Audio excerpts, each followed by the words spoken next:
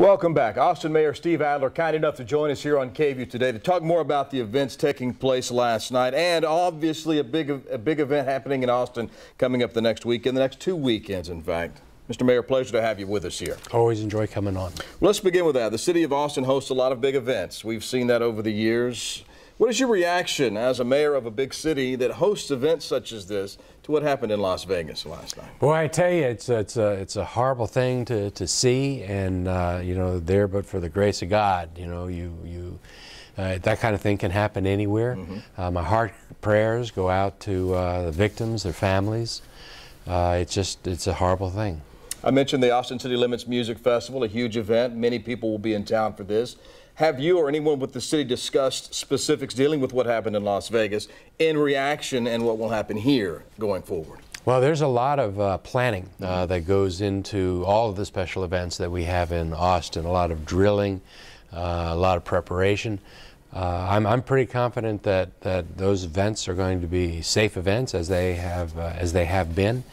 And we have some of the best public safety first responders in the country, and we can trust them. You mentioned first responders. We've noted here on KVUE about the vacancies working to fill within the police department. Will this at all affect staffing, not just for the city of Austin, but I know a lot of these officers work on their own time providing security for events such as this. Do you see this being a problem in any way? No, I don't see it being a problem. You know, we have the cadet schools that are coming on, so our staffing is pretty close to being optimum. But a lot of these special events are overtime for officers. We fill in, and where they need to, they bring in law enforcement officers from other jurisdictions in the area. It's a way that we have handled these events in the past, and it works really well. A couple of other topics to ask you about, Mr. Mayor, while you're here. An agreement was reached between the Regional Mobility Authority and the company in charge of the construction for MOPAC. We see an end in sight. There have not been discussions about penalties if the end isn't met, if the deadline isn't met.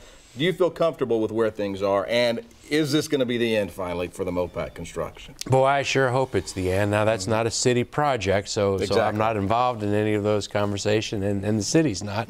This is a state-created regional mobility authority. But what's holding it up right now for the last little piece is the material that they're laying out on the road. It's a really good material. It keeps the noise down. It's environmentally sensitive. But in order to be able to lay that road surfacing, the road has to be bone dry, and it has to be within a certain temperature range. And now that we have the rain, we haven't been able to do that here in town. It's planned on northbound to have that work done on Saturday, but if it rains between now and Saturday, which indications are that it very well might, it's probably going to get pushed back a couple weeks. We anticipate that the southbound lanes are going to have that surfacing put on the end of October, the very first part of November.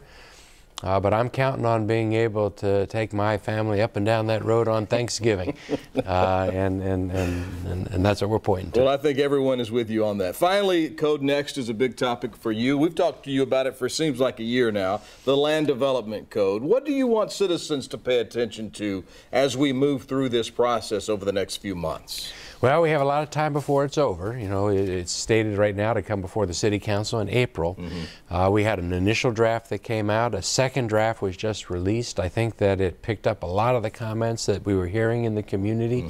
It added special protections for neighborhoods that didn't exist before. It focused on increasing the residential opportunities along the corridors and in our centers, as we had talked about doing.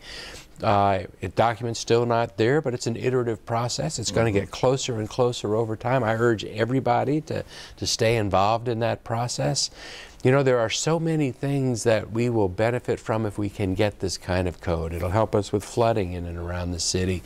It'll help us with the housing that we need, help us with the permitting process that we need in the city. So it is a hard process to go through. I understand that, but it's getting better. We need people to stay engaged because we really need to get this done if we can. Mayor Steve Adler, thank you so much for your time here Thank you. on KVUE.